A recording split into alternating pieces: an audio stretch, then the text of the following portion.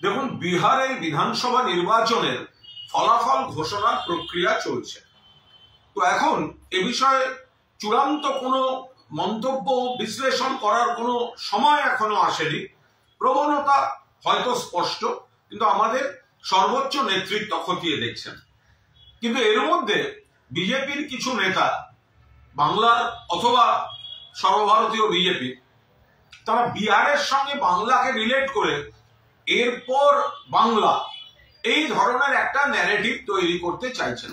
খুব স্পষ্টভাবে বলে রাখি, বিহারের ফল যাই হোক, দয়া করে কোনো কষ্টকল্পিত তুলনা বাংলার সঙ্গে করতে আসবেন না। বিহারের ফলাফলের বিন্দুমাত্র প্রভাব বাংলায় পড়বে না। আপনারা এসআইআর বা এই ধরনের যা ইচ্ছা চক্রান্ত করতে পারেন, তার মোকাবিলা মমতা ব্যানার্জির নেতৃত্বে অভিষেক ব্যানার্জির সেনাপতিত্ব হবে। কিন্তু বাংলার রাজনৈতিক ফ্যাক্টরগুলি সম্পূর্ণ আলাদা।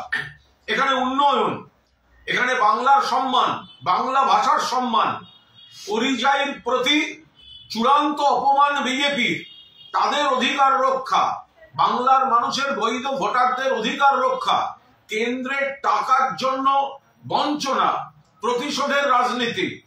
এখানে বিজেপি মানুষের দ্বারা প্রত্যাখ্যাত, আর শীত গ্রীষ্ম বর্ষা মমতা বন্দ্যোপাধ্যায় ভরসা, যার উন্নয়নের মডেল অন্যান্য রাজ্যকে অনুসরণ বা অনুকরণ করতে হয়। ফলে বিহারের রেজাল্ট যাই হোক, তার প্রভাব বাংলায় পড়বে না এবং সম্পূর্ণ ফ্যাক্টরগুলি আলাদা।